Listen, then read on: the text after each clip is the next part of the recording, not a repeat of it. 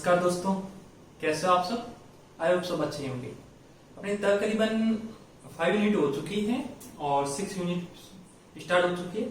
तो अब जो हमारी 10th यूनिट है मिनरल पॉलिसी और मिनरल कंस्ट्रक्शन रूल, तो ये क्या है, बिल्कुल शॉर्ट यूनिट है। और इसका जो मैटर है, इसका जो वीडियो है वो मैं लास्ट टाइम डालूंगा तकरीबन 3-4 दिन में, उसके अच्छे नोट्स बना के। तो उसकी आप टेंशन मत लीजिए।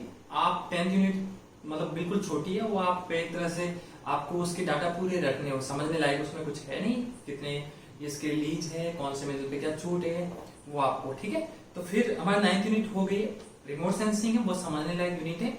और जो डाटा समझने लायक है वो मैं आपको वीडियो बोर्ड पे समझा दूंगा। और जो कुछ रखने लायक है, जैसे स्टेटियोग्राफी है, तो स्टेटियोग्राफी में समझने लायक बस आपको देखा जाए तो कुछ नहीं है, क्योंकि स्टेटियोग्राफी में कौन सा फॉर्मेशन कहाँ है और उसकी एज क्या है और कौन से सुपर ग्रुप के अंदर कौन से फॉर्मेशन है और वहां पे कौन सी रॉक है, कौन से मिनरल है, ये तो पूरा रखना ही है। तो जो हमारी स्टेटियोग्राफी और पैलेंटोलॉजी है और जियोलॉजी टाइम स्केल है, वो आपको याद होना चाहिए समझने के लिए। अगर देखा जाए तो जैसे समझा सकता हूँ वैसे मैं आपको समझाऊंगा। अभी अपना मोस्ट ये रहता है कि अपना कोर्स जल्दी से जल्दी पूरा हो जाए, क्योंकि अभी आप देख रहे हो मैं पीपीटी से एक पूरे वीडियो के अंदर, आप जैसे सेकंड यूनिट है उसके मैंने 2 पार्ट के अंदर पूरी यूनिट करवाने का ये, जैसे क्रिस्टलोग्राफी है तो क्रिस्टल सिस्टम के अंदर कौन सा मिनरल क्रिस्टलाइज हो रहा है वो आपको याद करना ही करना है। और फॉर्मूले तो नहीं पूछे जाते, लेकिन तो भी ये जो मिनरल्स है उनके नाम आपको अच्छे से याद करने हैं। ये हम जैसे अच्छे से टॉपिक, जैसे हम आगे डेस्क्रिप्टिव तैयारी कर रहे होते, अभी हम ऑब्जेक्टिव तैयारी कर रहे हैं।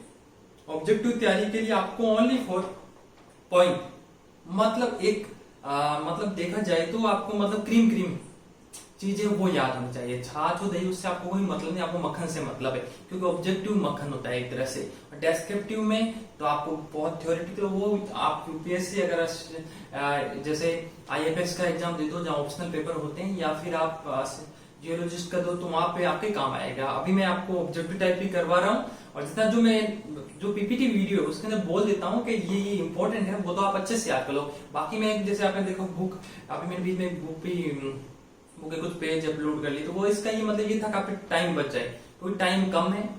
कोशिश करूंगा कि 25 तक आपके मोस्टली सारे वीडियो डाल दूं, कोर्स करवाने की कोशिश करूं, क्योंकि उसके बाद अपने पुराने पेपर है जो वापिस सॉल्व आउट करने हैं, और उसके बाद हमारे जैसे कुछ इंपॉर्टेंट होंगे तो बीच में टॉपिक छूटे मुझे लगे तो वो भी मैं डालूंगा। तो कोशिश ये है कि 25 तक आप पीपीटी वीडियो और कम से कम बता दिया करो कि आपको कौन सा टॉपिक समझ में आया है, कौन सा नहीं आया है। कमेंट में कर लो, चाहे मुझे कम से कम ये पता चले कि कौन सा टॉपिक आपको समझ में नहीं है, तो उसमें मैं आपको अगले वीडियो में थोड़ा उसका बेसिक, अगर मैं पुराना प्रीवियस थोड़ा साइड में लेकर समझा सकूं। तो ध्यान रखना, ये मैं स्पेशली कह रहा, नहीं तो वो फिर ये मुझे पता ही नहीं चल रहा है कि कहाँ पे आपको क्या समझ में आ रहा है। मैं मेहनत कर रहा हूँ, तो स्पेशली कुछ स्टूडेंट जिनको जियोलॉजिस्ट आपको उम्मीद है और उनके लिए नया है और वो चाहते हैं कि कोर्स पूरा करूं, तो मेरा भी मन है जब मैंने शुरुआत की है कोर्स की, तो आपको अच्छे से अच्छे जितना हो सके प्रोवाइड करूं, ताकि जितनी आपको हेल्प मिल सके उतनी मिले। तो चलो आज स्टार्ट करते हैं। जो हमारी यूनिट है स्टेटियोग्राफी और पैलेंटोलॉजी वाली जो 4th, तो उसके अंदर देखो हमारे 2 टॉपिक है। एक है क्रेटन ऑफ इंडिया और दूसरी हमारी यूनिट है, दूसरा टॉपिक है जो हमारे तीनों है time unit, time rock unit और रॉक यूनिट। तो जो हमारे क्रेटन ऑफ इंडिया है, तो सबसे पहले क्रेटन होते क्या है उसके बारे में हम जानेंगे। क्रेटन एंशिएंट पार्ट ऑफ रॉक, एक तरह से एंशिएंट बॉडी होती है किसकी, रॉक की, चट्टानों की एक बड़ी विस्तृत बॉडी होगी, जो एंशिएंट बहुत ही पुरानी और जो स्टेबल है, स्थिर है, जहां पे भूकंप सेस्मिक एक्टिविटी वहां पे नहीं होती। और ये जो प्लेट टेक्टोनिक होती है उसके किनारों पे ना होके ये बीच में होती है, तो स्टेबल होती है, तो यहाँ पे सेस्मिक एक्टिविटी नहीं होती। दूसरा एंशिएंट क्या है, एंशिएंट बॉडी ऑफ रॉक है, ठीक है। जो लिथोस्फीयर है, तो लिथोस्फीयर का जो अपर मेंटल और जो हमारा क्रस्ट है, ये पार्ट होते हैं क्रेटन। तो अब आप देखो सिल्ट एक कवच है, सिल्ट जो इसका जो मेजर स्टेबल पार्ट होता है, जो अपर पार्ट, वो शील्ड कहलाता है। शील्ड का मतलब कवच, एक तरह से कवच, मतलब ये कवच है। जैसे आप देखो हमारे जो मेजर अर्थक्वेक वगैरह वो हिमालय क्षेत्र में आते हैं, हिमालय क्षेत्र में। और जहां पे क्रेटोन है, जैसे अरावली बुंदेलखंड क्रेटोन, हमारे जो 6 क्रेटोन है मेजर, अरावली बुंदेलखंड क्रेटोन है, सिंगभूम क्रेटोन है, बस्तर है, ईस्टर्न घाट है, और जो धारवाड़ क्रेटोन, इसके 2 पार्ट है, ईस्ट धारवाड़ और वेस्टर्न धारवाड़। अब इन दोनों को जो क्लोजफील्ड ग्रेनाइट है वो इन दोनों को डिवाइड करता है, क्लोजफील्ड ग्रेनाइट है। और सबसे लास्ट जो हमारा ग्रेनुलाइट है, जो हमारे नीचे मतलब इंडिया के एक तरह से मतलब नीचे जो देखा जाए तो साउथ पार्ट में, जो साउथ का एंड पार्ट है वहां पे, ठीक है ना।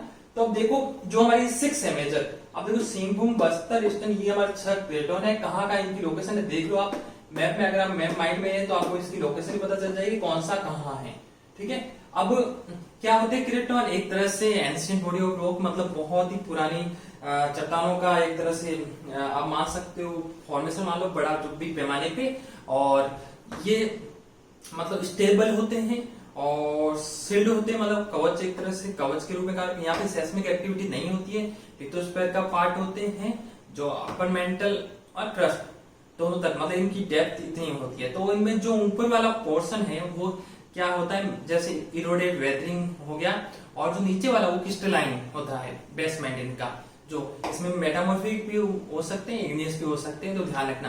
तो ये हमारे, अब इनके बारे में जो डेस्क्रिप्टिव है, जो इनके जैसे हम धारवाड़ सुपर ग्रुप बारे में, उसमें कौन से फॉर्मेशन वगैरह है, अरावली के, बुंदेलखंड के, सिंहभूम में, बस्तर, तो इनके बारे में हम पीपीटी समझेंगे ताकि हमारा उसमें आसानी से आपको एक डायग्राम से समझा सकूं। चलो अब ये तो क्रेटोन हो गए, क्रेटोन क्या होता है आपको पता होना चाहिए, ठीक है बस। अब आता है दूसरा जो हमारे टाइम यूनिट है, टाइम रॉक यूनिट है और रॉक यूनिट है। अब जो ये हमारे, अगर हम जियोलॉजिकल टाइम स्केल है वो इस पे अगर मैं बनाऊं तो वैसे बन तो जाए, लेकिन मेहनत बहुत ज्यादा लगेगी और काफी मटेरियल आ नहीं पाएगा, तो वो हम पीपीटी समझेंगे। अच्छा कलरफुल जो हमारे जो जियो क्रोनोलॉजी है, जो हमारा स्टेरियोग्राफी है एक तरह से, तो वो हर साल नया नया जो टाइम स्केल, तो हम 2020 का उसमें पीपीटी समझेंगे।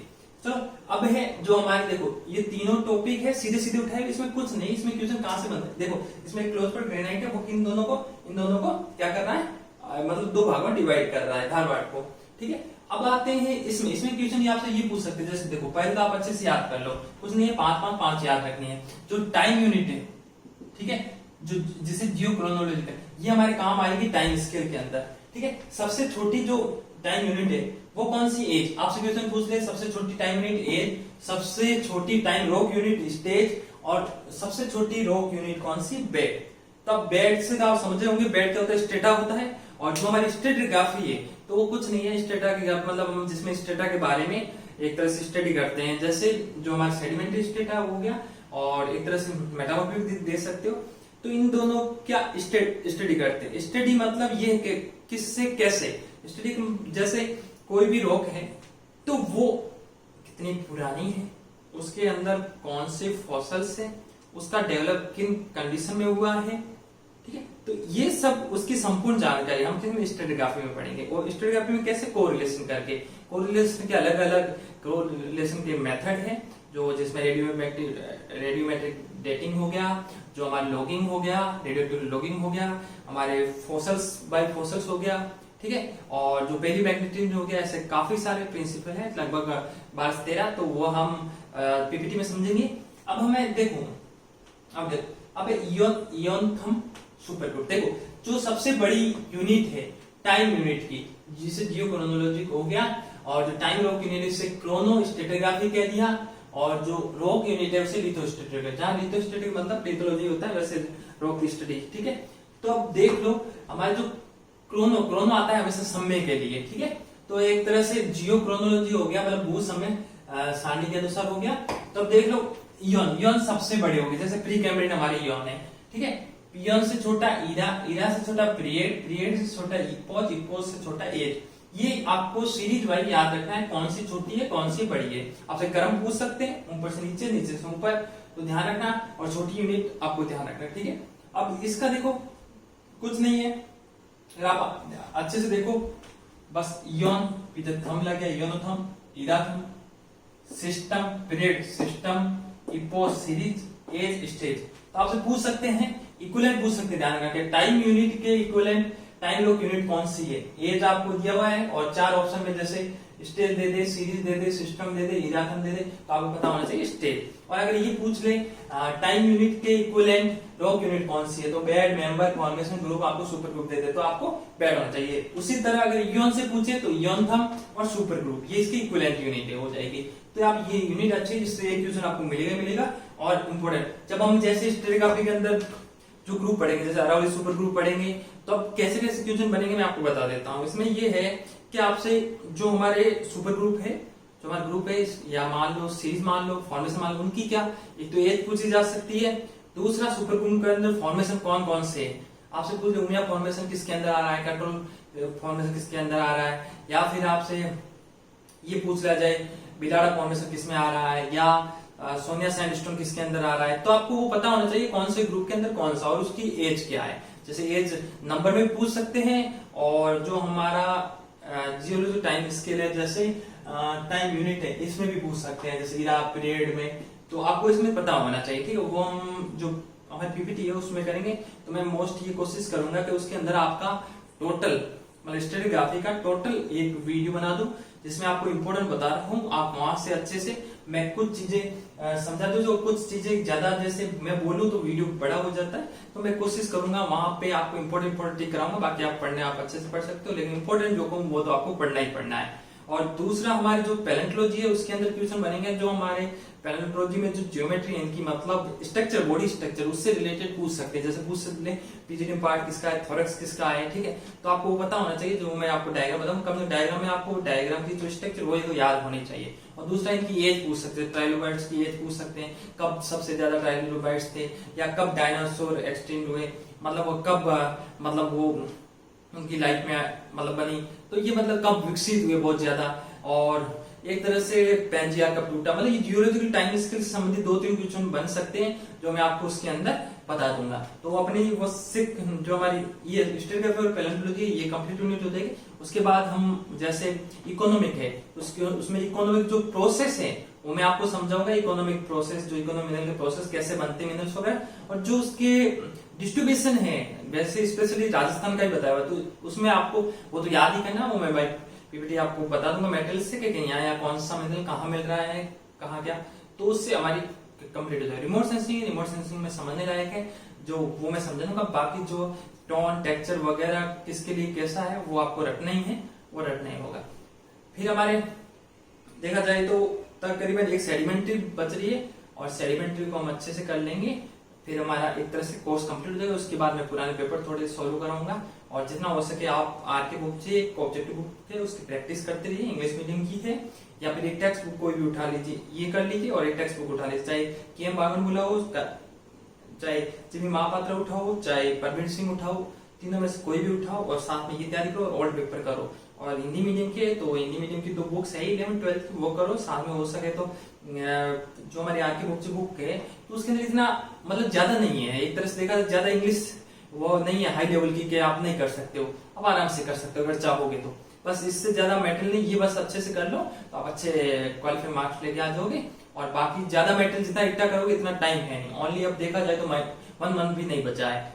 तो कोशिश करो कि बाकी जो आपका सब्जेक्ट, ये भी नहीं करो एक सब्जेक्ट के पीछे पड़ जाओ, ये भी नहीं, क्योंकि सब सब्जेक्ट में पास होना जरूरी है। और जो चीज देखो, 2 चीजें जियोलॉजी में, एक चीज जो रटने वाली है तो वो रटनी है, और जो समझने वाली है वो समझनी ही है। तो इसमें रटने वाली है, जैसे मैंने अभी जो क्रिस्टलोग्राफी उसमें मैंने देखा कुछ चीज इंपोर्ट बना के छोड़ दिए, इसलिए क्या, क्योंकि वो चीजें आपको अगर एक क्रिस्टल सिस्टम का मिरर इंडेक्स हुआ ये निकाल के बताएं तो कम से कम उसमें भी टाइम काफी लगे, और वीडियो वो उसके लिए आपको 3D डायग्राम वगैरह तो काफी टाइम लग जाता है, और शायद आप इतना समझते नहीं। जो मैंने इंपॉर्टेंट बताया वो टेबल 3-4 याद कर लीजिए, अपना मेनली कोर्स है इससे कोर्स अच्छे से हो जाए, और कभी बाद में जरूरत पड़ी तो बाद में हम एक टॉपिक का डिस्क्रिप्शन बहुत ही ज्यादा डीपली उसका करेंगे। लेकिन अभी हमारे ओनली फॉर ऑब्जेक्टिव है, तो ऑब्जेक्टिव की हमें तैयारी करनी है।